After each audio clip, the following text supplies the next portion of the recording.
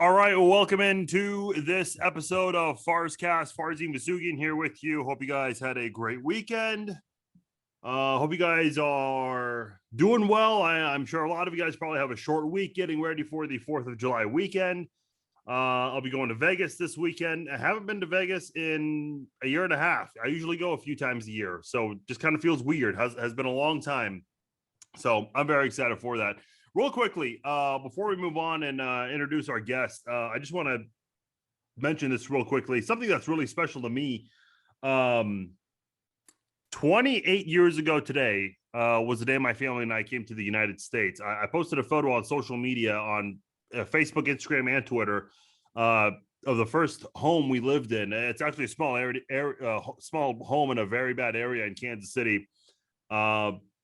That photo is always a nice, humble reminder of my past. And, I've got my parents to thank for. I was only 2 when I came here, but my parents always did whatever they could to keep a roof over our heads. Just hard work, man. Hard work, and you'll get to where you want to be. Just keep working at it. But speaking of good stuff, my guest right here, he's had a lot of good stuff, a lot of great stuff, in fact, happened to him in 2021. He's had a hell of a year. Very excited to talk to him about all of that and everything else in between. You guys know him as the former head coach of Independence Community College, and that was, of course, featured on Last Chance U seasons 3 and 4. He's got his own podcast, the Slapdick Podcast. Very excited to talk to this guy once again. Jason Brown here on the podcast. Jason, what's going on, man? What's up, brother? I appreciate you having me. Yeah, I appreciate you making time for us. I know you're a busy guy. I know you were just in Vegas, in fact. One weekend apart, man. We could have hung out, had some Slapdick whiskey and all, shoot shit, all kinds of good stuff. Man, no doubt, man. I'm a 3-hour drive away, so it ain't too bad for me to hop on the road. By the way, before we get going, I've got to ask you, because I know you announced on your podcast that your whiskey is going to be in Kansas. I messaged a bunch of liquor stores near me. Only one of them said they'll have it, and I asked them recently. They said they don't have it yet. Is your whiskey out there, or I don't know if you know the answers to that? How does that all work? Man, now you're starting to piss me off because I'm going to call my fucking distiller. It's supposed to be in the whole state of Kansas by the 1st of July. Okay. So that's what I've been told. Now, I do know that the state of Kansas purchased 600 bottles to disperse amongst different stores. Now that goes down to it's kind of like we have a broker so each state, man, I'm learning all this shit. Each state requires a registration for liquor. Okay. So we just got registered in Tennessee and Florida, by the way. So we're going to try to be in 49 states here by the first of the year of 22. But Tennessee just got approved. Oklahoma is still pending. Arkansas, Missouri is still pending. Kansas was approved, and the liquor was actually picked up from our distribution warehouse. And it was, I think it was been delivered in Kansas already. And now it's up to the broker and the actual distributors in the state of Kansas to put them in the stores that they have deals with. So from what I understand, a majority of liquor stores in Kansas, the state of Kansas, not Missouri, but the Kansas side will have Slapdick. So hopefully July 1. I'm just waiting to hear back. But that's what it looks like. I know it's there and it will be there. It's been approved. It's just a matter of linguistics about logistically speaking, they have to get the shit out. It's just so hard. I don't know if you're a pro wrestling fan or if you're a fan of old school pro wrestling, but Stone Cold Steve Austin has his IPA beer, and I've been wanting to try that for, I don't know how many years. And it's not in the Midwest. I mean, it's out there in some states. It's not everywhere, but I guess this kind of stuff is harder than some might think. It's not you're not Maker's Mark conglomerate where you're just in everything and everywhere. That takes time, and they corner the market at the right time. Like I found out, you know how many whiskey? Are you a whiskey bourbon guy at all? Do you drink? Not whiskey? Really, actually, no. So, but you're aware of how many whiskeys there are? Jack Daniels, Baker, Jameson is more of an Irish whiskey, but just talking bourbon whiskey, there's hundreds of them. There's only 2 distilleries though that actually own the whiskey in the world, and they all branch out to all those people. So those are the people that get it. They figured the shit out. The other ones are just a bunch of slapdicks like me. So like Maker's Mark, Jack, Angel's Envy, all these different ones, they probably use the same damn distiller that makes the whiskey. What they do is they buy about, let's just say they Maker's Mark will buy 1,000,000 gallons or whatever, and then they get with their distillers and then they make their own whiskey blend and create Maker's Mark. But the base whiskey all comes from same places. There's 2 big time distillers in the country, or in the world actually. They're the ones that have the market. You have to buy from them. You have to buy the base, and then it's up to you how you make your whiskey taste. You know what I mean? Yeah. So we bought a 5-age barrel base whiskey from Kentucky, and we've dumbed it down to 90 proof from 181 proof. We came, that's how it comes because it's raw and cut. We blended our own ways, and we got it down to 90 proof, and we like it. It's 96 rated points, 96 points, which is really, really high, like one of the highest as a newcomer whiskey. Once we hit the stores, we're going to try to get it as like the newcomer of the year type of deal. And it's getting raved about. I mean, celebrities, everybody's buying it and saying, man, so they're pushing it. And we're doing great online, like 5,000 units a month online, which is unbelievable for me. But once your whiskey is available online? Oh yeah, it's been online for a year. Oh shit, I would have got it by now. Okay, I'll have to get that when I get back from Vegas. I thought you knew that. Yeah. No. Yeah. All right.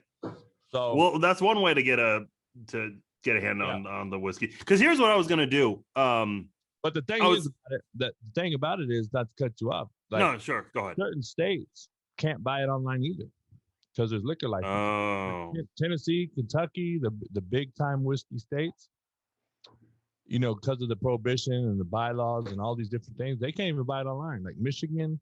So we have to get it in stores in some states because they can't even buy it online. And just remember, Oklahoma, Arkansas, Missouri, and Kansas, like probably my 4 biggest fan bases, haven't even had my whiskey really yet. Interesting. Because here's what I was going to do. I was actually going to buy your whiskey, not even open it. Right. I was gonna do a taste test on this podcast right here, but I was thinking of pushing the podcast back, but I want to talk to you. Your bottle, man. Shit, I could have sent you a bottle. No, it's all good. I just took to Vegas, man, and we had I spoke to a few fintech companies out in Vegas this past weekend, and they all had my whiskey, man. They all wanted it, so they had bought some, and they all had it during the meetings and shit, and they loved it. I remember you told me the last time you were on the podcast that Danny Green, back when he was with the Lakers, when the Lakers won the championship, they had your cigar on the court for celebrating, which is pretty cool. They had the whiskey too. Yeah. Oh, okay. I didn't know about the whiskey. That's awesome. Yeah, but see, those big companies like that, man. The PR firms have certain companies that they're only allowed to be on camera with. So, like for cigar wise, they had Drew Estate. So if you see LeBron smoking after they won, he had a Drew Estate cigar in his mouth. But they all are smoking slapdicks and drinking slapdick whiskey in the hotel room. And then, Danny obviously sent me videos privately that I have of them drinking and smoking, but they won't allow you to do it on live TV. Yeah, I got you. Well, yeah, man, I'll have to, if it's not in stores, yeah, by the next week or two in July, yeah, I'll definitely get it online. I didn't know it was on your website. Slapdickinc.com. All right, slapdickinc.com. There you go. Yep. Listen, man, you've had quite a 2021, and we're not even we're almost halfway through the year.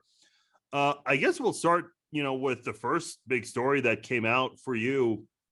And by the way, I remember when you were on the podcast before, I was actually going to try to watch the entire seasons 3 and 4 before you were going to join me. I didn't get a chance to watch all of them because we kind of agreed sporadically on when you were going to come on. But I went and watched everything afterwards, and it was kind of interesting hearing your commentary and then rewatching your season. And a lot of things you said did make sense because, as you've said many times, not everything as clear on an episode because it's condensed and everything.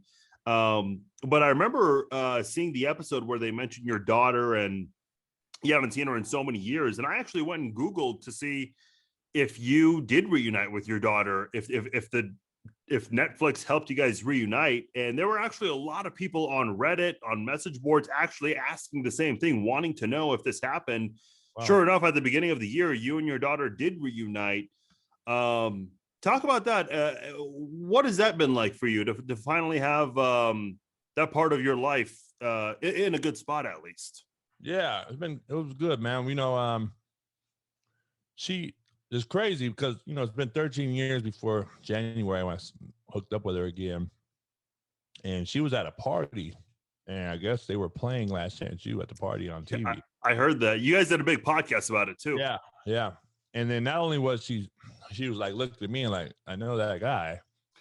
She's like, that's like fucking me, my picture as a baby. Like, she's like, what's going on? She's like, she stops the party because she has that it factor, I guess, like her old man. She's like, everyone shut the party down for her to look at this TV. Like, hold on, what the hell is this? Wow. And everybody's like, man, it's Last Chance U. That's my dad. That's me. And they're like, what? And she kind of, from that point on, I think something clicked to realize, okay, I need to reach out to my pops. I know he tried to reach out to me, and for whatever reason, my mother kept him away from me, whatever the story may be from her side of perspective as she got from her. But I know the truth, and I try to tell her the truth. So we bonded, man. We reconnected. I took her to Vegas a few times. She comes over my house quite a bit. And, as any father, daughter, parent, child's going to have some ups and downs, even after reuniting after 13 years. So it's just one of those processes where, you kind of still filling each other out. It's been 5-6 months. And, but, it's a good deal that she's back. At least we know who each other are and so forth and so on, and kind of what's going on in each other's lives. And she's not too far from me. She's downtown LA, so she's an hour and a half from me. But so when we do see each other, when we can, we do. I know when you guys did that podcast together. And by the way, I see your dogs in the background. I've got to address this real quickly. Is that Stogie in the background? Stogie's laying down below me right here on the right. That's okay, Stogie. This is the girl, the mother of the child of the kids that Stogie just had. Okay, yeah, I do remember you posted about that lately. Yeah, Stogie is the one we saw on the Netflix series, correct? Right. Yep. Okay, just want to make sure. He's an asshole. These ones are all beautiful, nice ones. Stogie's the asshole, but Stogie's the most loyal, and he's the one that'll, he's just crazy. I see you posting about your dogs all the time. I don't have pets. And if I did, I would be such a bad pet owner because I just don't have time. I've got so many crazy things going on. I mean, how do you juggle life with 3, 4, 5 dogs? I got 5 right now, man, because I got the puppy still. The pick of the litter puppy, Doughboy, I called him, his name. He's still here. So I got a little gate up that they can't go in the living room or the house, so they're in my office only, and they go in the garage out to the backyard. So it's kind of they don't go in the house. But sometimes Stogie's ass will knock over my fucking gate and go, everybody will be in there. I'm like, fucker. Man, I live by one thing, brother, and you know what that is? And a lot of people don't ever really think about it. But I can probably break down 5 things right now real quick. And you'll be like, damn, that's true. I believe you make time for what's important. Yeah. In life, period. I don't give a shit what it is. And the dogs are more important than a female or fucking my friend or whoever. You know what I mean? And so I'm going to make sure that they're number one. That's just what's important to me, priority-wise, I guess. So I'm going to make time for them, and everything else has to be scheduled around it. And so some people are like, well, that's my money. And well, that's my money too. I mean, I made 40 grand on puppies off them. You know what I mean? It's not because that's what I wanted to do, but that's what I charged and that's what I got. So it's like, you know, you got to kind of, if you meet that girl you want and, hey man, you went cold turkey on me. Well, it wasn't important. Like, why don't she text me? You're not important to her, dude. Exactly. Just make sure you understand. People don't realize that shit. They think, oh, you don't have time for me. No, I do. The person will give you all these excuses. No, you don't. If you had time, if it was important to you, you'd make time. Yeah. That's what I believe in life, period. No matter what it is, job, kid, friend, business, whatever. If it's important, you'll make the time. So they're important. Everything else is second fiddle, man. And even though I got to still make ends meet and do all these things, they're pretty self-sufficient, though. The way I have it set up here, I got a huge setup in the backyard for them. It's very clean, nice. They can go in and out of the garage where it's cooler. It's 105 degrees here today. That thing's fanned up with water and mystifiers. They got kings and queen lives, man. So they live like kings and queens. And if I do have to leave, but I'll never leave them like overnight, even though I can, I'll have somebody come over that knows them. And okay. So they'll watch them for me. So yeah. I've always wondered how that worked when, you know, if you're going out of town or whatever you're doing. Yeah, but no, that makes sense for sure. Yeah. Back to what we were talking about. You and your daughter did I don't want to call it a tell-all, but you guys really did dive deep and talk about a lot of things. And I know at the end of that podcast, she welcomed people, you know, if they're having similar issues, she welcomed the opportunity for people to message her. And I believe you did it as well. What's the reaction been like from people? Have you heard similar stories from other people? Oh yeah. She got like 100,000 TikTok followers overnight almost. From the YouTube video that we did, she does TikTok, and I never did the shit TikTok, but she does it, and she got like 100,000 followers, man, almost like instantaneously, just because of a video she posted about meeting me for the first time and all this stuff. And then nobody knew that was my daughter, so everybody's like, wait up, that's your dad? And 99% of it was positive, actually. You know, you're gonna always have the 1% hate and doubters out there, the naysayers, but 99% of it has been actually real positive, and people have come out to her, reached out to her about the similar situation quite a bit. And people talk to me on my podcast and stuff, or on my YouTube channels and social media. I get messages all the time about it too. It's just so hard, man. When I fired my publicist, man, and I had like 35,000 DMs that I didn't know about. So I'm dealing with 35,000 DMs right now. And so it's like, it's crazy. Bonham. This is my puppy. 120-pound puppy, 8 months old, but he's a puppy. Come here, Bonham. Come here. He's just a big old baby. But so yeah, it's just one of those deals, you know. I just think it's just perception's reality, man. That's really the crazy part about life. Well, I really do appreciate you two doing that, because I mean, people look at you, oh, hey, this successful junior college coach who was featured on Netflix, he must live this perfect life. You know, people think that about almost any celebrity or athlete, whoever, but it's like, you know, you and I, we might have similar problems in life. Can you clarify some things so everyone that listens, your guests, listen and understand? I got paid $0 from Netflix for that show, just so everybody's clear out there, because a lot of people think I got this money and shit, and it's crazy, but no, the truth is they didn't pay me $1. And I had to do all this by being a hustler and taking the platform that they gave me, that I didn't ask for, that they gave me, and created whiskey, cigars, podcasts, books, you name it. That's how it works, man.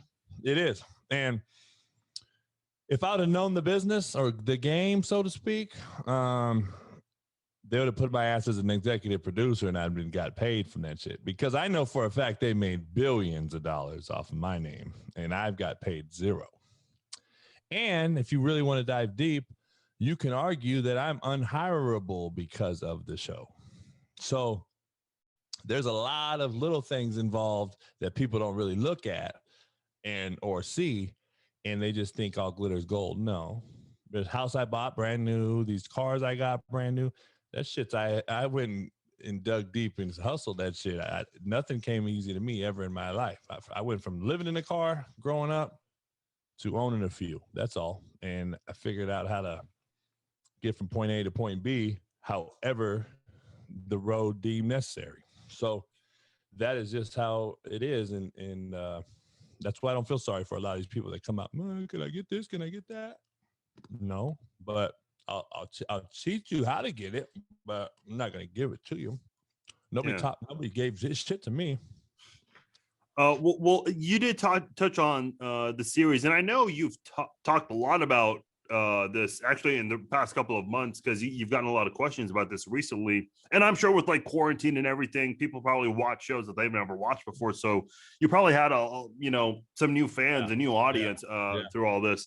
I know one question you get a lot is about Bobby Bruce, and they made Bobby Bruce look like this, guy who plays every snap. And you mentioned on your podcast, he only played like 8 or 9 snaps a game. In fact, I remember watching one of the episodes, he actually did say, I didn't play a whole lot. So they made him look like this big time linebacker in the junior college realm, but they really do. In fact, one thing that really upset me, you shared a story that there was one player who found out that a family member of his got shot and killed, and he comes to your office and you're just hugging him while he's crying. I want to see things like that. And it's not like they're on TV. It's not like they're on some time limit. So I don't know what restrictions they have. Have you ever asked Greg, I don't know if it's Whitley or Whiteley, the executive producer, have you ever asked him, why did you omit those things? Yeah, I had him on my podcast and I actually did. And, he's the producer and all that. He's got a bunch of other executive producers. They kind of, his deal is they kind of get together. They kind of do a has and have nots or do and do nots kind of deal and break down. Okay. And they vote it. They have a vote of amongst of like 20 people on as far as certain things, because so he'll cut and take this whole big old 3,000 hours. First of all, they got to get to 16 hours. Well, 8 hours for one season. So let's just say 2,000 hours filming me in 8 hours. He'll kind of do a rough draft on all that himself as the producer. And then everything that's kind of the fat, so to speak, that needs to be trimmed, which is in layman's terms, the things you don't see that were cut out. They take it to vote and they say, okay, what you just asked, I ask all the time. Nick Saban coming in the office telling my boss how well organized and structured this program is, and it's the most well organized JUCO he's ever seen. And why wouldn't that be on there? But then you got me running around Walmart cussing at my players for stealing. You know what I mean? Like, yeah, I don't know, but I know ratings are important to them. Well, let me ask this, because, and by the way, correct me if I'm wrong, but I think you've made it clear that there were some parts you weren't happy about how you were portrayed, but in some way, I mean, you just talked about this. You've found a way to take advantage of this. And look, this, and I don't know if this would have happened without Last Chance U, but this ultimately did help you reunite with your daughter. Is this something that you're happy that this happened at the end of the day? The show or the Netflix? The show, yeah. Man, I don't know. I never, I don't know if happy's the word. Because remember, I turned them down the first time they called me, and I just didn't want anything to do with it. I didn't even watch the Mississippi shows.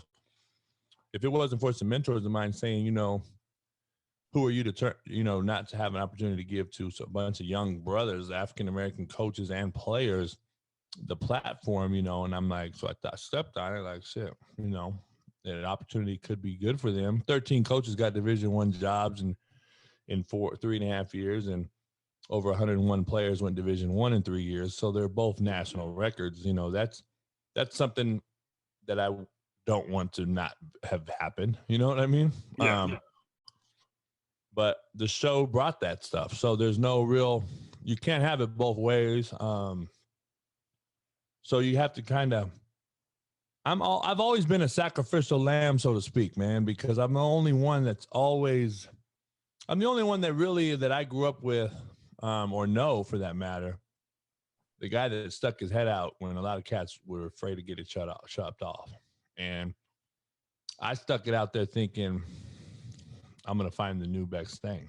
And I always left LA and moved and went to college in Kansas, went and played and left and took a job in Kansas back 20 years later. Like I moved to Bakersfield out of LA. I've always was the one that willing to do what others want to do. And I don't know. I mean, you know, so saying that is like, okay, I got broad shoulders. I'll take the, you know, the heat, I guess, on the thing. And if the positive outweighs the negative, and the negative is basically the depiction of me as the figurehead of this show, so be it. And a lot of people in my corner are like, no, screw that. You got screwed. There is morals in the world, and, you know, they're making billions off of you, and da-da-da-da-da. And I see both sides, man. You know, I mean, it's not about money at the end of the day, but it is about, there is some fair game to this stuff we do. And I can't be a sucker either and get screwed while you're out there making, you know, billions. That's kind of crazy. That's kind of seems a little bit crazy to me, but that's how this world operates, by the way. There's been a lot before me and a lot after me that'll happen to. So, you know, I guess that's a you problem at the end of the day. But I can sleep at night knowing that I helped a lot of kids and coaches, and they got on and moved on. And if that's what the sacrifice was, then so be it. I accepted it. I can't regret and renege and go back. And I accepted it, and then that's what I got to live with. So, you know, there's no looking in the rearview mirror, man. It only deters from what's ahead. Well, you've mentioned many times on social media and on your podcast, and I know you get, hey, oh, you know, you're a horrible person. You cuss at kids. It's like, look, I'll tell you what, man. I played sports in middle school, and I remember in high school I was in the broadcasting classes, and they would let us film practice. Man, the things coaches say to teenagers and middle school and high school, it's like if they think you're such a horrible person, yeah. I mean, I guess these people have never played sports before. I don't know. I found out. I put this together like 20 years ago. I think it happened 20 years ago. I just put it together recently. But everybody that says the shit you just said are, no offense to you, but they were the journalist guys that went out and filmed it and put it in the yearbook. And it was the guys that went to prom, and the athlete or whatever stole his girlfriend at the dance. And to this day, he regrets fucking athletes because he's got his girlfriend snatched by a basketball, football, baseball player. And he hates sports and athletics. And he'll always talk bad about them for the rest of his life. And that's half of the newspaper reporters in this country. Sadly enough, that's how they are. Yeah, that is true. That's them in a nutshell.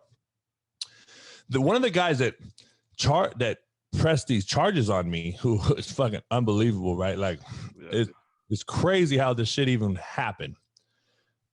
Basically, I'll tell you the story, but one of the guys who owned the newspaper reporter or paper in this town of Independence, you know that he wrote for the school football team. Okay. He reported on the college's program from my first year there through Netflix, most successful run in school history, till my demise, basically, when I left. I call it a celebration. They call it demise. I never met the dude one time, not in person, never met him one time. How you judge a person by never meeting them in your life, as harshly as someone can or does, it blows my mind. I just can't understand it. I just can't judge you if I've never met you. I can never say I hate you. I can never say I don't like you. I can never say you're a piece of shit. I can never say you're the best human being. I can't say shit because I only judge you from how you are with me. And that's how I am. But this dude, like, I guess the president is on record saying, why don't you sit down with JB and meet him and talk to him? Oh, I can't. He cusses. That's what his rationale was. Listen, man, look, I just want to word this right. Look, I'm a video gamer, so I'll play, games online like Grand Theft Auto. I used to play Call of Duty. Yeah. Look, there are kids and they put these microphones on and they're talking shit. Okay. They know every curse word in the book. They'll talk shit with other people. So look, I'm not saying it's great to curse. I mean, I do it. I curse at the TV a lot when I'm watching my sports teams, but I think people get way too, like Jason Whitlock in that interview you did on FS1. And by the way, I do want to go back to what you were talking about the newspaper, but Whitlock was like, it felt like he was interrogating you, talking about your cursing and your drinking. And listen, Whitlock's from Kansas City, and I kind of feel like he's from Minneapolis, but yeah. Oh yeah, well he worked in Kansas City, I should say. I appreciate you correcting me there. But he, I mean, this guy's always had a lot to say, and for him to have an issue with cursing of all things, I thought was kind of surprising. Were you ever like uncomfortable during that interview? I don't get uncomfortable. I just, I'll just end up calling your ass out on their show. You know what I mean? That's how I work. So if it wasn't for a good friend of mine, Marcellus Wiley, who's sitting next to me grabbing my knee, I probably would have did a lot of other things that you don't see on TV because that's live. That's filmed live. So our agents had spoke too. He couldn't ask me certain things. And he still shot in a couple things that he wasn't supposed to ask. And I smiled with some dignity and class, and I answered them best I could. But I also said, like, and Marcellus kind of broke it up with like. Sorry, you cut out for a second. What did you say? Can you hear me? Yeah, I can hear you. He's asking all these different things, and I said, were you there? How do you know? How do you know when I was drinking? Because you're acting like I was drinking at fucking 8 a.m. at practice. So Marcellus breaks it up like, oh, so you're saying that there's stories and levels to these narratives. And I'm like, oh, plenty, right? Tons of them that you'll never know about. And, Jason just wanted ratings, he wanted all. Of course. So, by the way, that was one of the highest rated shows that year. So, it was just one of those deals, and I was pretty mild-mannered, man. And Marcel's a good friend of mine, grew up together, Compton native. He's doing really, really well now with Acho there. But, now Jason's kind of floundered, so to speak. I think he kind of dissipated. He just wanted ratings, man. And we actually ended up hanging out at a big party that I was asked to come to. You name a person, they were there, like from Denzel to Magic to Mike Tyson to Shaq to, oh wow, you name it, they were there. Dr. J. I mean, this is a big family. I know that basically run LA. Anyway, we actually hung out and had some drinks together, just talking, and he was actually quite normal. There's a history between me and Jason Whitlock. See, the difference is he grew up in Indianapolis with a good friend of mine who hooked everything you see on TV from Adidas was given to me from an Adidas grassroots exec who basically ran all the Adidas football schools, KU, A&M, you name an Adidas school. So that's how I got a lot of Adidas shit. Okay. That's how we were sponsored by Adidas, by the way. Well, him and Whitlock are best friends, went to high school together. So that's how I knew Jason before I knew Jason. Oh, interesting. Yeah, nobody knows that one. So, it's just it's crazy, man. But what I wanted to go on the show for was because he had Malik Henry on the year before after the show and was basically bashing me. And I'm like, oh yeah, this fat fuck. Who was he know? So I'm glad I got to get on there and kind of, oh yeah, like me, huh? Let's see. So I was supposed to go on Colin Cowherd too, and he cowered out. So I don't know. That never happened. But I just talked about Colin Cowherd today because he was on record saying how shitty Luka was going to be, and Trae Young couldn't even get to the rack in the Big 12, and da-da-da-da-da. And it's crazy how the media doesn't push those videos no more. So they're actually out there. You just got to dig deep and find them. But there's videos of Skip Bayless, Stephen A., Colin Cowherd, Whitlock, all these guys saying these certain things. And then, like I said today on my podcast, like I just finished before you, like the circle, whatever the circle is and whoever runs it, they control who comes in and out of it. And, I was talking about Jason Kidd today. Like Jason Kidd has never left the circle for whatever reason. And Kendrick Perkins and Stephen A. and all these people are on there like they're happy for him and he gets a second chance and all this shit. And I know he's changed and all this shit. And I'm like, Jason Kidd has changed.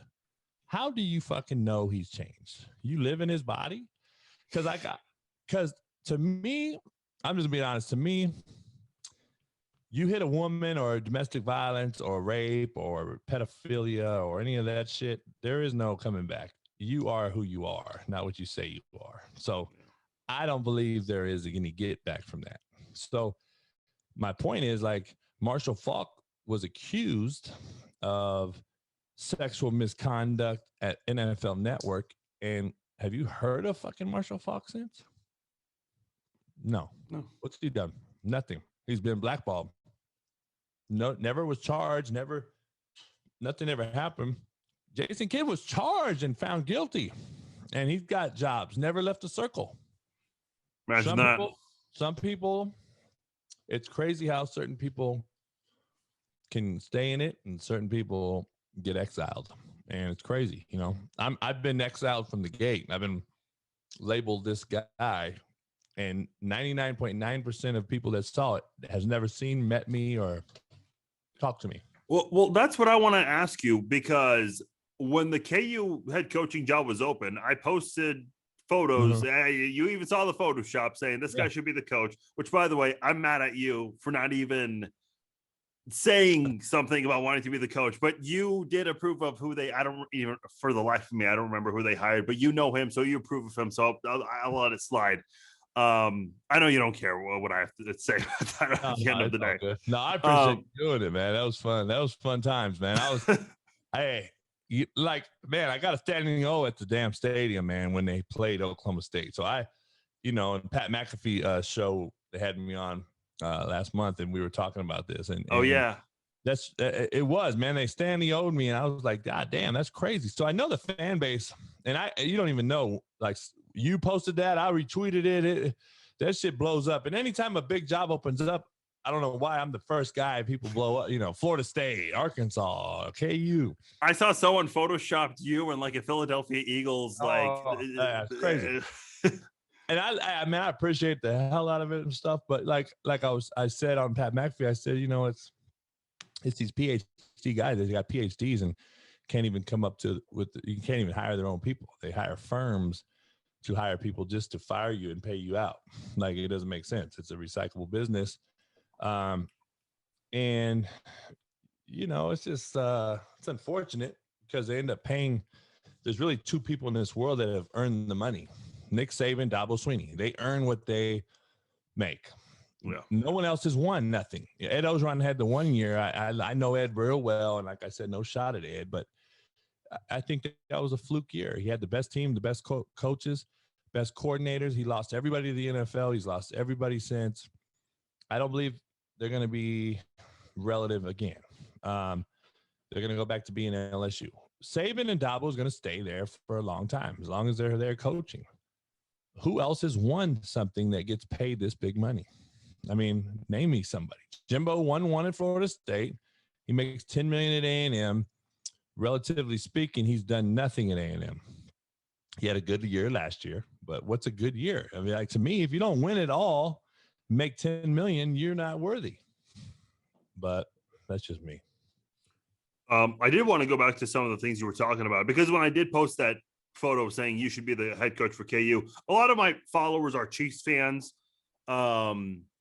And a lot of them are from Kansas and Missouri. And there were some people from, I mean, they live in Independence. And I guess when I posted this photo, all kinds of claims were made. You know, he recruited me and he was changing jobs every year. Seems sketchy.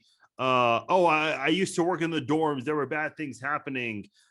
He cursed at his players. I lived in the city. I attended games. I mean, all these people who allegedly know you very well, they know all the terrible things you did, but for some reason you came out a couple of months ago and you announced that these charges have been dropped. What's your response when people claim they know you, or they know someone who knows you, and that they've seen or heard you do all these horrible things that you've never done?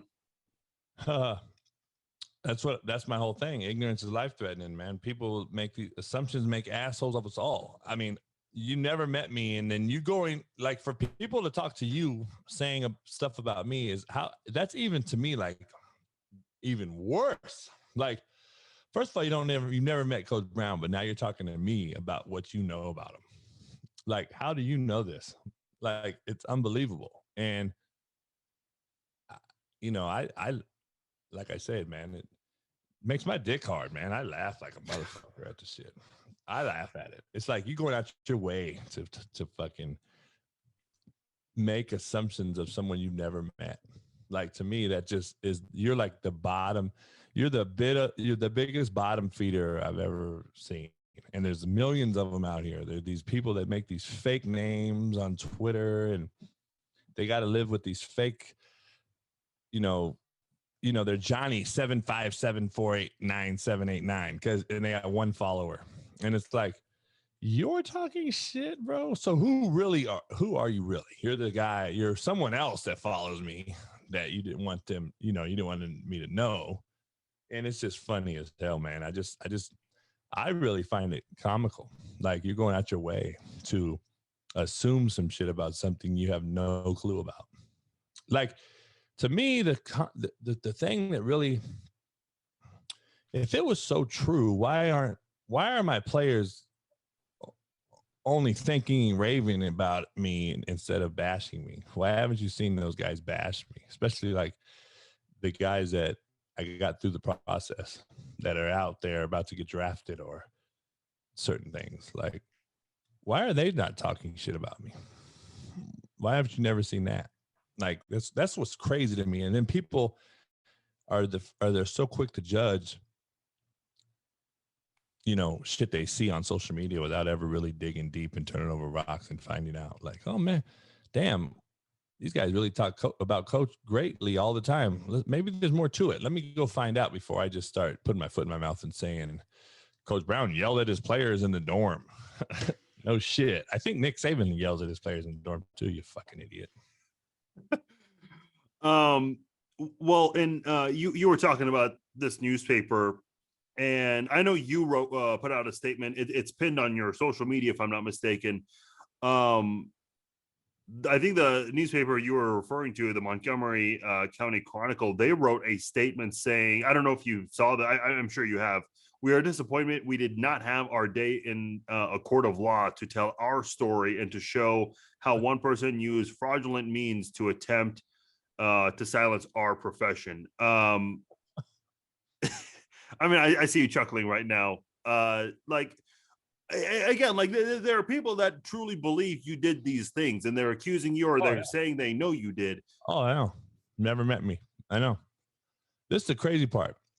So here's a lot of people don't know this, and I should have did it on my own podcast, but I didn't, because it doesn't really make me none, I guess. I just don't really get off on coming out telling everyone my story because everyone forgot about this whole charge shit, if you haven't noticed. Yeah. The whole Hitler statement thing was bigger than these charges. I heard more shit about that than I did these charges. Can I say something real quickly about that? Because I'll be honest, like the first time when I watched that, I was like, "Whoa, that's not okay." Right. And then when I went back and rewatched the series, in that same episode, you're calling him that nickname, and the student doesn't seem like bothered by it. I'm like, "Oh, they put this in there, but people forget about that part." So yeah, well, that's forgotten about. People they don't show the deleted text, and they don't show him coming in and introducing himself to me for the first time and calling himself that. I'm Hitler. So when that's happening, and then he's walking around with the Mein Kampf book, and I have video and pictures of it, and then he's going around and everything's all good, there was no issue. And then all of a sudden, when basically I was saying, I'm your new daddy, motherfucker, come here, I'm still trying to help your ass, after you were creepy sneaking in the girls' dorms, creepy sneaking in the girls' weight room, walking around doing the fucking salute down the hallway, cussing out teachers and dorm women in German. Then I call you my new daddy, and then the world goes crazy. But nobody knows the real, and it gets taken out of context, and then no one knows the truth. And then all of a sudden, oh, you're this, you're that. Well, they cared more about that than these 8 charges, because I think the real recognizes the real and was like, hold on. If you really did the research on these 8 charges, number one, I'll give you the whole story. Number one, I'm still in Independence after I resign. Okay. I'm there for 2 more months selling my home. I leave my house there. I lived in Independence still, even though I didn't go around there. I would go to Tulsa more. I lived there. Cops knew where I lived. The judicial department and system knew I was there and lived there. Everyone knew where I lived, obviously. In a town of 9,000, I'm the head coach on a Netflix series. I think they fucking could find me there, right? I leave finally, pack my shit, sell my home, move to LA, move back home, bought a new house. I'm here for 2 more months in California. My agent calls me, JB, you have 8 felonies charged against you. I said, really? Whatever, shut up. And I go about talking about some other shit. He's like, no, JB, seriously, it's on Facebook. I said, it's on Facebook. I said, are you fucking with me? He's like, JB, they charge you with 8 felonies in Independence, Kansas, and I found out on Facebook. And I'm like, really? That's how they charge you nowadays, on Facebook? And I'm laughing about it. I'm like, you gotta be shitting me. It's a mistake, whatever it is. I said, I just left Kansas. I've been there the whole time.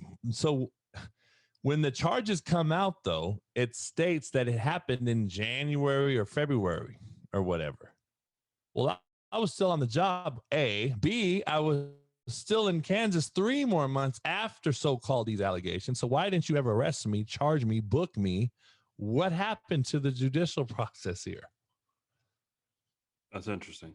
So, because it was a fucking witch hunt and a joke, and it was a fucking sham. And I can't talk about the rest, but I can't wait to get my day. So the rest of it is I come home, I get this information, and I'm like, yeah, whatever. This is crazy. So my lawyers are like, dude, you got to turn yourself in, or we're going to call and figure this out. I'm like, what the fuck? I said, you got to be joking me. So I did a video on Instagram. It's still out there, a live video saying, listen, I know, because now Football Scoop, all these different media outlets are hitting me up because it got wind of that, and now everyone's blowing me up. I'm literally buying furniture for my new home, and my fucking shit's blowing up that I have 8 felonies. So obviously, anytime you hear these things, whether you're innocent or not, it puts a foul mood on you, and it puts a cloud over you, and you're sitting there thinking, okay, what the hell's going on here? Why are these people still out here trying to screw my life up after all I did for this fucking town, right? Yeah. So I'm sitting there like, okay. So anyway, long story short, and a lot of stress later, and a lot of money later, and a lot of fucking missed job opportunities later, and a lot of lost income later, a lot of things, if you notice, are adding up here for later on in life. When I grow up, I'm going to keep an even keel. I'm going to figure this out. So I flew to Kansas, turned myself in. Nothing even happened. They still didn't do anything. They gave me, they pushed the court date, whatever. So anyway, 2.5, 3 years later, I still had never had a court date. I still had never really got to tell any side of my story. I'm still in shock of the charges and still have yet to hear from anyone about why they charged me, how they charged me, and for what they charged me and the reasoning behind it, other than trying to fuck my life and make my life miserable, because this was a witch hunt. And when you Google these 8 charges, you guys should go Google these charges that they charged me with. Do you know if I walked in there tomorrow or during the time and I said, you know what? I am guilty. I did all this shit. Do you know the maximum sentence that I would serve in jail was? Take a guess. A year? A year. A fucking year on 8 felonies? Are you kidding me? I don't know. That's what you were trying to get me on 8 felonies for, to do a year? If I were to say I did it. That was me. Like, you got to be the biggest slap in your taxpayer's money ever in the state of Kansas. Like, it's a joke. They went through 2 DAs, by the way, during this time. And the attorney that, come to find out, who I think this all happened through was a coach of mine, disgruntled, that I fired, who had access to my computers because that's what he did for me when I was on the road. Obviously, he also used to watch Stogie, so he had access. It's real ironic. He lost my house key and my office key as well as my car. Good Lord. Yeah, it's real ironic. Then they find out he had 8 Twitter handles that were bashing me for years. Like, it's all funny. It's all weird how it all worked out, right? So anyway, I believe he was in cahoots with this news reporter guy that hated me. And then what happened was, when the whole Hitler kid thing happened, it was actually a teacher that grabbed that from him, took that to CNN, ESPN, Fox, and that's when it blew. They were the ones that blew it up. By the way, this was a teacher that I had pulled a black kid out of her class because she had my black student athlete in the corner, facing the corner, like he was on timeout in 2nd grade. And yeah, you shared that before. Probation era. Yeah. Jim Crow South or something. So it's ironic when I told her, you're a horrible teacher and probably the biggest racist I've ever seen as a teacher. And then it's crazy that she turns this thing in and calls me a racist. Like, it's funny as shit. So it's just crazy how people are and can be, man. And yeah, it's a world. It's a crazy, some people, man, just thrive for seeing other people fail while they've done nothing for nobody. Or themselves. Yeah. Because they're bottom feeders, man. They're exactly. They're just waiting for someone to flounder way. They use their 10 minutes of fame to try to float to the top and then end up being ate by the shark anyway. Yeah, exactly. By the way, I'm glad you brought up that story about the student and the teacher, because here's what happened. Your podcast is on the Believe Podcast Networks, and I've had some people from Believe on this podcast. Joe Valerio, Eddie Law, all great guys. And that's a great podcast network. I was just going through their website and I saw your podcast. I was like, holy shit, I want this guy on my podcast. So I reached out to Cam, and he obviously introduced us to each other, which was great.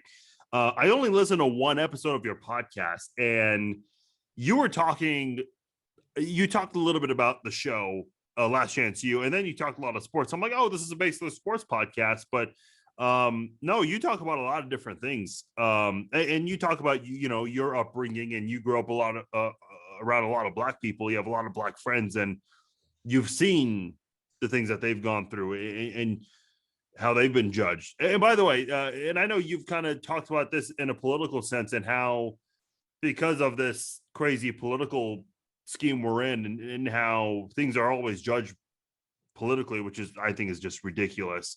I saw you did a podcast with these two Irish guys, and I thought it was a really good podcast. And I remember you lashed out on both Trump and Biden. So for those who like Trump, just relax. He also lashed out on Biden too. And I remember at the end of your comment, I was laughing.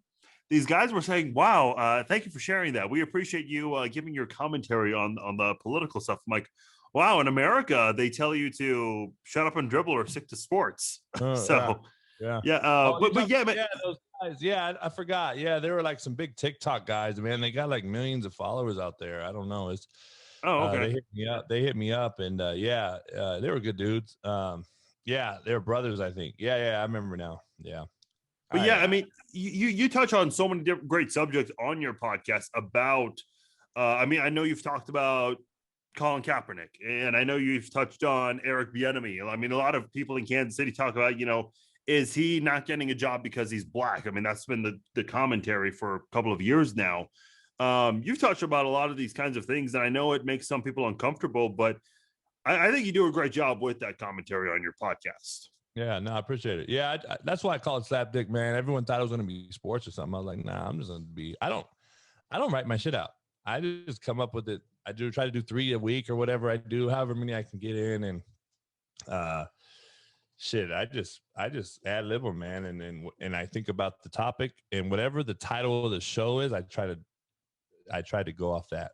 So, like today, ignorant privilege was the title of my show.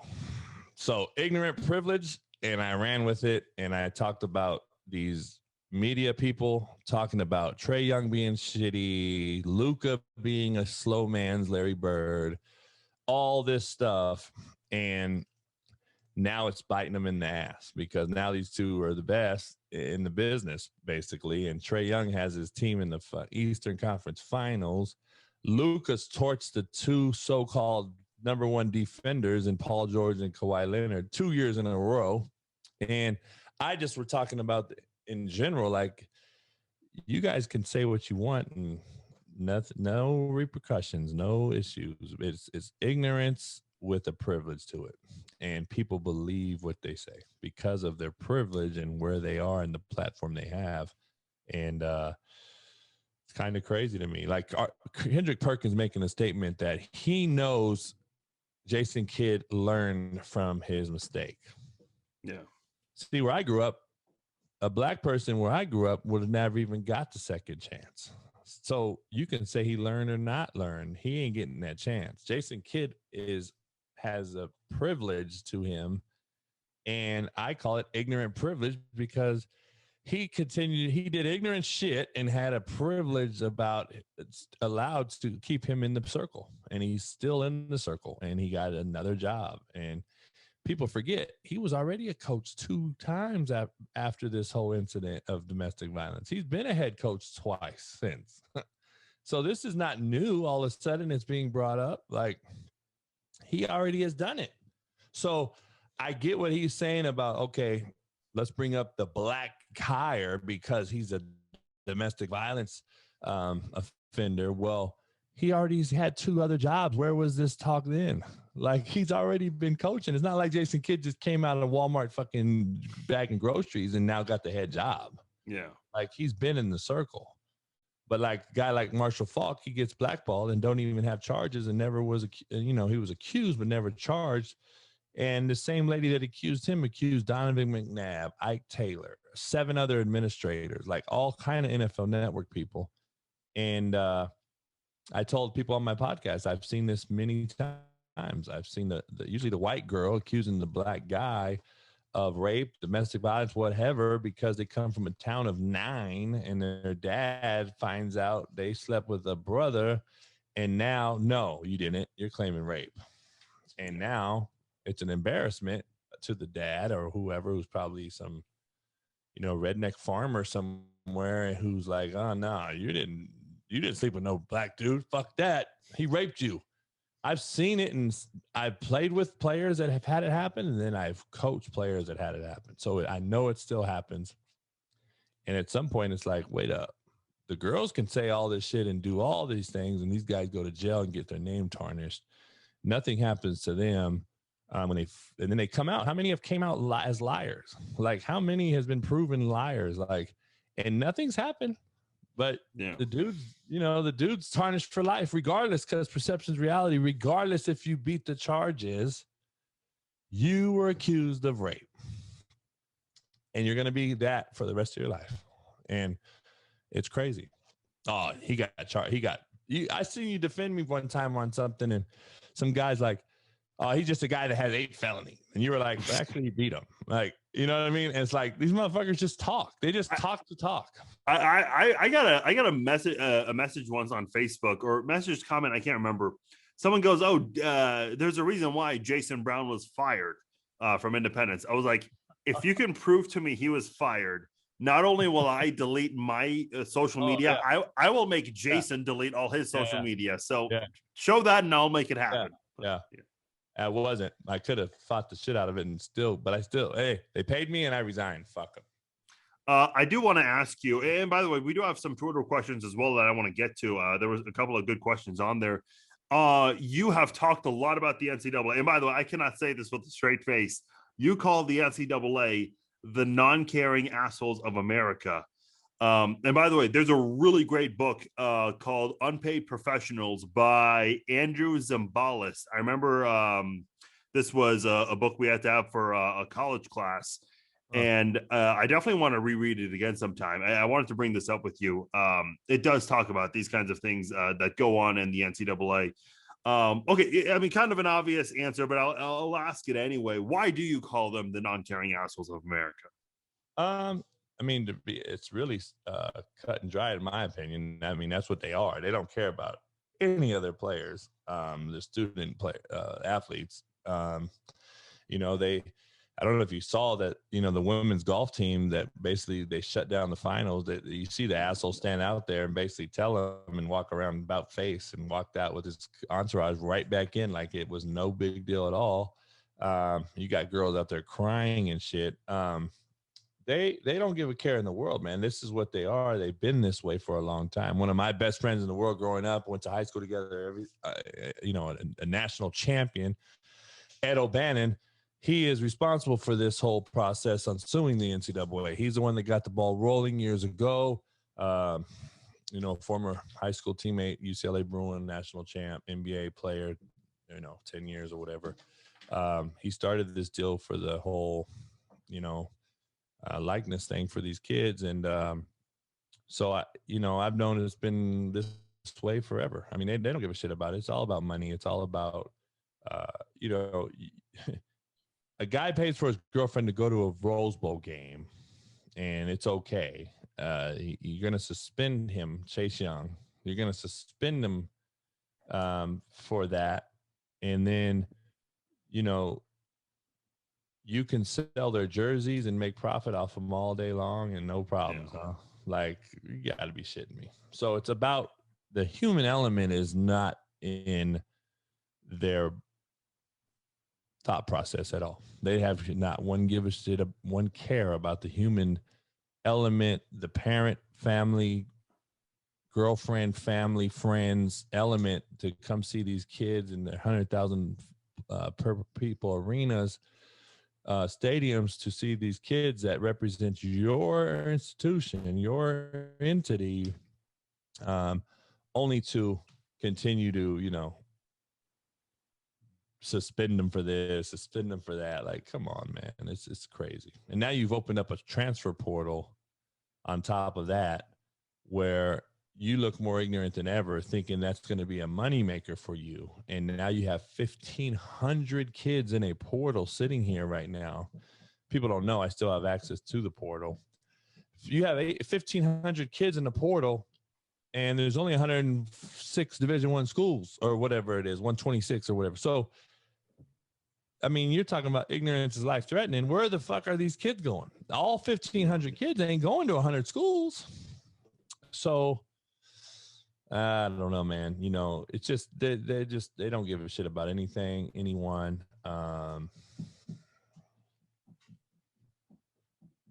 They don't care, and it's all about them. It's about the money, and why did the NCAA March Madness take so long after the NBA suspended play when the pandemic hit? Why did they wait so fucking long? Why did they continue to try to make it happen? Because it was March Madness. It was their biggest money maker. Like, why did the SEC play this year and no one else did? Like, come on, man. Like, there's a reason. They tried to make sure the March Madness was going to play. They tried to play that shit, man. Think about it. Because they didn't shut down for what? 4 days later after the NBA said, okay, we're shutting this down. Yeah. I think they were one of the last people. They tried. They wanted to play that tournament. They knew their money was there. They didn't give a shit about those kids. Like, I don't know.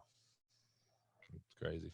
Yeah, that was a really crazy time, a crazy week, just hearing all these things get shut down. And first it was no fans, and then it just got worse. It was changing by the hour. It was, I'll never forget that week. That was honestly one of the weirdest things in life, for sure. A couple of other things I want to ask you, and then read a couple of Twitter questions, and then we'll wrap this up. I've tried to do research on this, and I can't really find anything. I know you weren't with the team very long, but you were a former Kansas City Chief. And by the way, I had Jason Dunn, who was a tight end for the Chiefs, and we talked about him on Hard Knocks.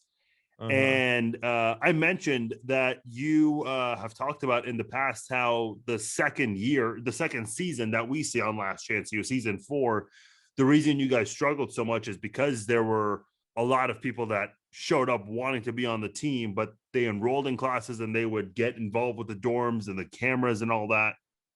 Jason Dunn was backing up what you said, saying that on Hard Knocks, there were a lot of young players on the team that year.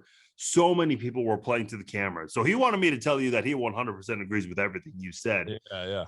But I can't find like any information about your time with the Chiefs. When you mentioned on the show, it was the same year Larry Johnson was a rookie. So I think that was 2003, if I'm not mistaken.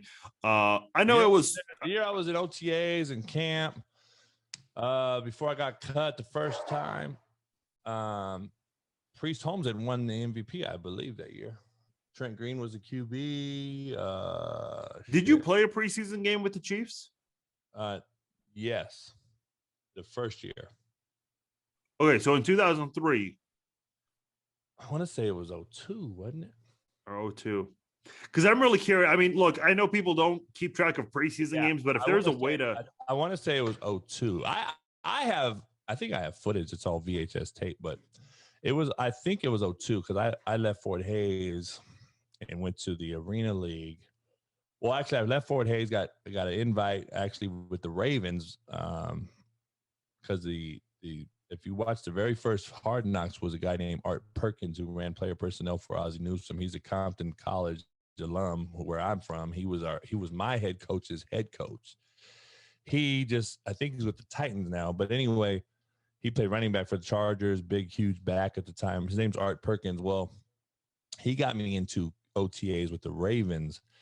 I did well there in a 3-day mini camp type of situation, and the Chiefs brought me in for a workout, and I did well there for a couple of weeks to keep me around to try to get on the practice squad for the duration of the season. Didn't work out. I ended up going to NFL Europe, and then ended up leaving that because the money was funny, we called it. And I went to the Arena League and played in Chicago, and then ended up in Bakersfield, California for an Arena 2 team. So you there?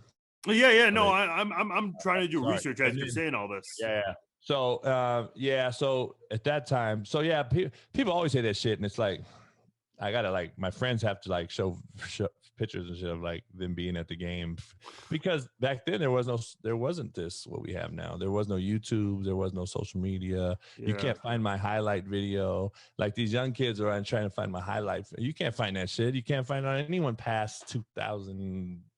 2 or something. Or Yeah, 1. I'm trying to look on some of the like Football DB and Pro Football Reference. Like they show the score of these preseason games, but they don't have like the stats or anything. Yeah. It's just I think I don't know. I got to name a game against like the Panthers or something.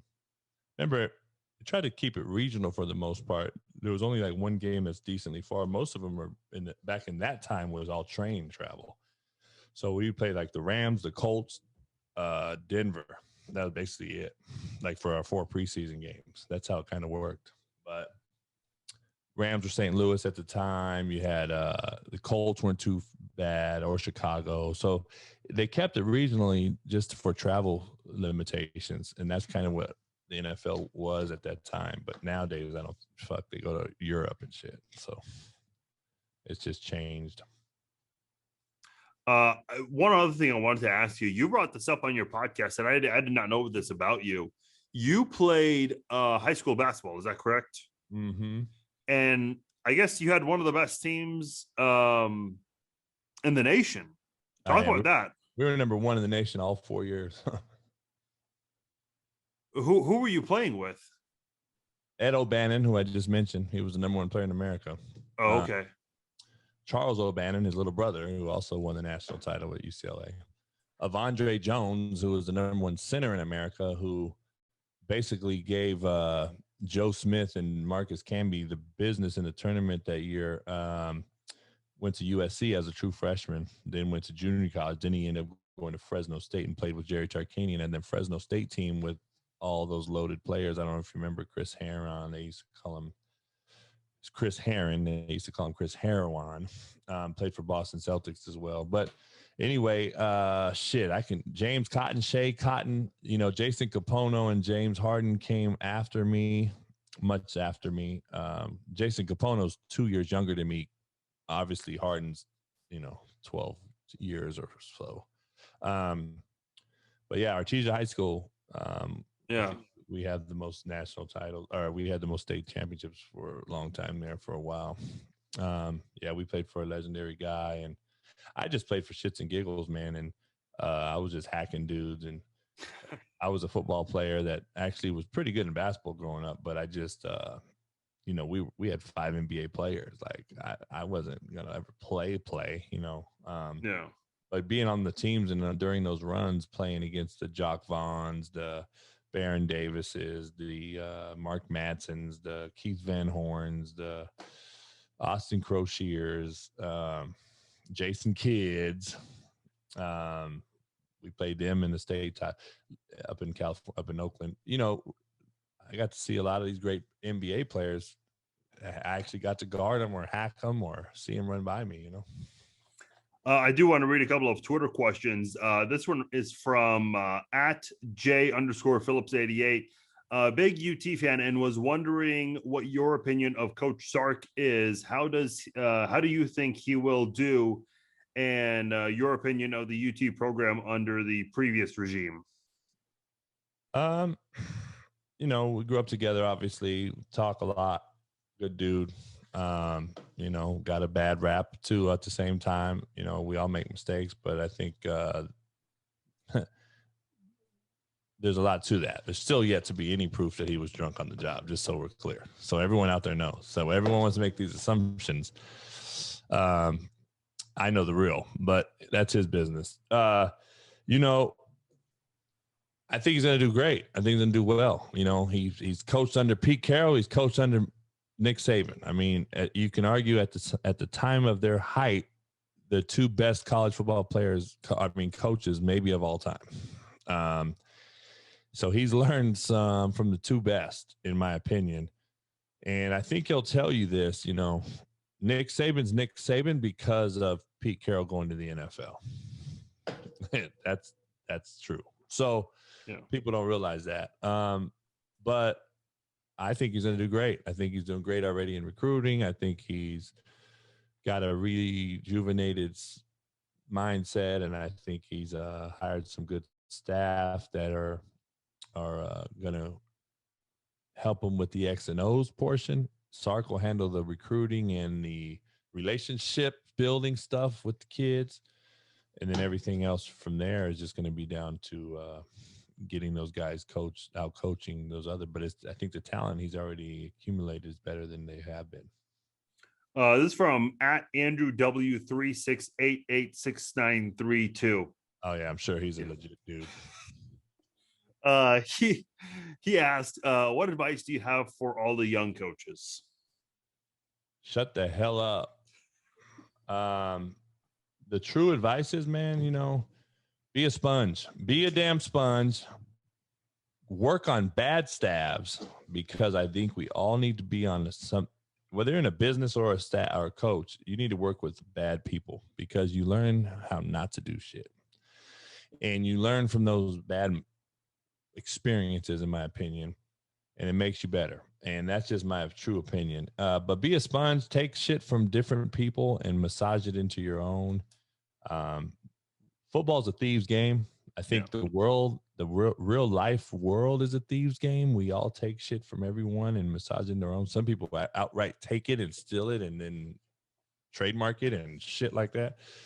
But some people actually take certain bits and pieces from different people and massage it into their own thing and come up with their own ideology and create this, this thing. So that's better than it was before. But, I just tell people all the time, when the coach asks you for something, biggest compliment you can ever have is, here it is, coach, on the spot. Not, I'll get it back to you tomorrow. The biggest compliment. Hey, man, I need this. Here you go. Really? That will shock treat the office. People will know, all right, this dude's on top of his shit. I remember watching one of your shows live, and I know you broadcast these live on your podcast on YouTube, and people can comment and you interact with them. Someone was asking for advice. They're saying, should I start a certain player? And they were being very vague about why that was such a big deal. And then he said, "Oh, I'm dating his mom." And you were just like, dude, you're in the wrong profession if you're dating them. I remember that. Something like that. I remember something like that. Yeah. You're a fucking idiot. It's like, wait, what exactly is going on here with this team? We'll go ahead. No, go ahead. This is the last question. It's from, I know you're going to have a lot to say about this username, at fartwhistle1. Why do you name your cigars Slapdick? Because that's my fucking brand. Slapdick. No, I've always wondered, actually, like what made you pick that name for your whiskey and your cigars? Like, because obviously you say that a lot. Oh, you can't hear me? You're not hearing me, are you? Can't hear you. Oh, I hear you. Can you hear me? Can you hear me? Yeah, I hear you. I can't hear you. You can't hear me. Well, this is awkward. I can't hear you. Okay, well, yeah, I don't know what to do. You can hear me? Yeah, I hear you. I can't hear you. All right, well, that's okay. Hold on, I'm just gonna type in the chat. Did you hit mute? No. Did I? No. I didn't hit mute. Your sound just cut out on me. I don't know why. Hold on a second. Let me restart this. Okay. All right. So JB is gonna restart this. We'll see what happens here. Technology, shit happens. I know this happened on one of Jason's podcasts, by the way. So that's always. You. Oh, you got me now? Yeah, I don't know what happened. Oh, okay. All right. So yeah, I've always wondered, like, how'd you pick the name Slapdick? It's my trademark. Oh, well, Slapdick's a term football coaches have been calling each other. Army people. My dad used to call each other in the Army in the fucking 50s, 60s. Slapdicks have been around forever. I didn't make up the word. People always like, oh, no shit. I never said I made the word, but I trademarked that bitch. I registered it. I'm going to make sure of that. But I just made the word sexy, I guess. I don't know. I also call you fuck, stick, and shitbird. I don't know. That's been around too, I think. So I just use words that are conducive for success. One thing I really appreciate about the Pat McAfee segment, I was gonna ask you, what's like worse from slapdick, shitbird, and fuckstick, but they asked you that, so now I know the answer to that. So there's no need to go over it. I gotta get my book, man. There's a chapter in there about it in my book, actually called "Slapdicks, Fucksticks, and Shitbirds." That's the name of the chapter. I'm glad you mentioned that. I was going to tell you, I have not read your entire book. I've read a little bit of it, and I don't want to give anything away, but just from the first chapter, I mean, you've gone through adversity in your life, and I'm not going to get into it because I don't want to give things away in the book, but I really do hope people do buy your book. Real quickly, and I see the book right behind you. How can people buy that? It's on Amazon. You can get it on Amazon still, or you can get it personalized or autographed by me, Venmo me, Coach JB12 on Venmo. But I probably sell 150 books a week, signing them on social media, man. So, but people still buy them on Amazon. You can go to Barnes and Nobles, in store or online. So every way you can get a book, I guess. Real quickly, I know you're traveling now. You do some you're going from different programs, talking to kids and whatnot. And I believe you have a little. I don't know if I can say a whole lot. You did send me an invite, which I really appreciate. Unfortunately, I'm not able to attend, but can you tease or talk about some of the upcoming projects you have? Yeah. Shoot, man, I've got so much going on, man. I'm actually going on the road speaking. Okay. I'll give you some your fans some insight. I got asked to interview for a junior college head coaching job. So there was 100 applicants. I applied because it was word of mouth that they wanted me to. So, you can always find out certain things about certain things when you're in the circle, kind of, so to speak. Anyway, I applied. I get a call to interview. I said, okay. So they may be serious about it. So there's 100 applicants. They interviewed, I think, 11 of us. Then they called me back again after the first interview, and we had a final interview, and I didn't get the job. But there were some people on the committee people that I know knew. And this is, I guess, a little teaching moment for some folks, especially you young coaches. All jobs aren't good jobs, and I tell people that all the time. Yes. And it was a paying job that paid well and everything, and so forth and so on. But, I'm at the age where, and I believe I have the resume that can dictate certain things, that if you want me, I'm going to make you really want me. And in my opinion, there's a difference between needing me and wanting me. And that's the same for us. Like, I think there's jobs that, there's livelihoods that you have to do and that you want to do.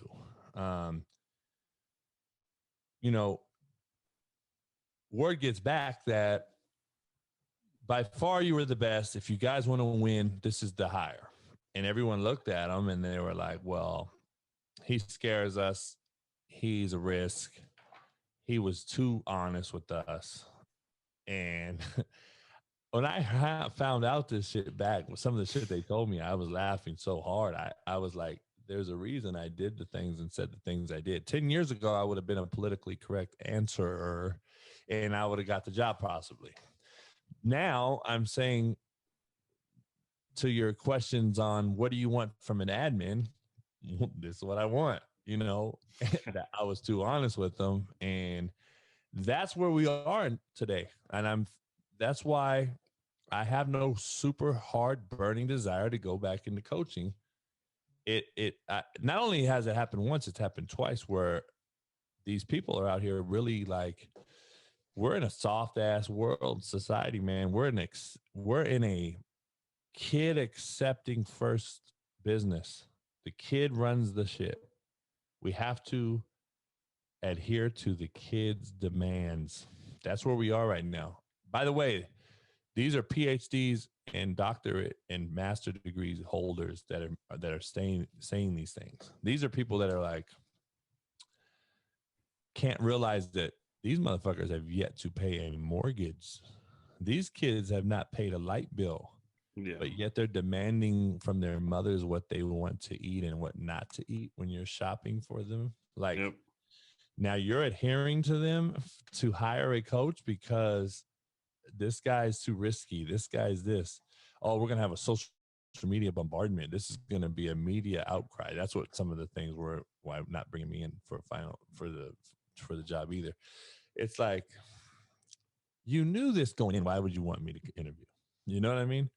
And now I kind of have an idea that I think people are reaching out to me to increase their pool status on who the applicants are going to be.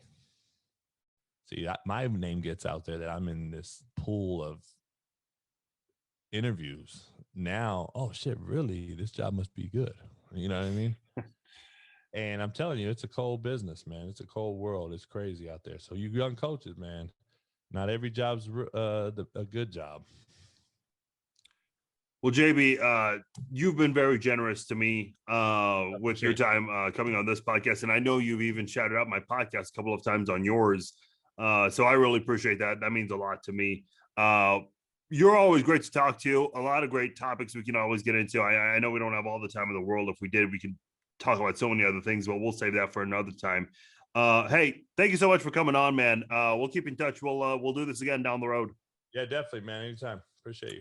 All right. Appreciate you guys downloading and listening to this episode of Farz Cast. If you enjoyed the episode, spread the love on social media, hit the share button, subscribe, let your friends know about the podcast. Go check out the Slapdick podcast as well. Enjoy your 4th of July holiday weekend. Don't do anything too crazy. Be safe. Have a good time. I will talk to you guys later. Take care.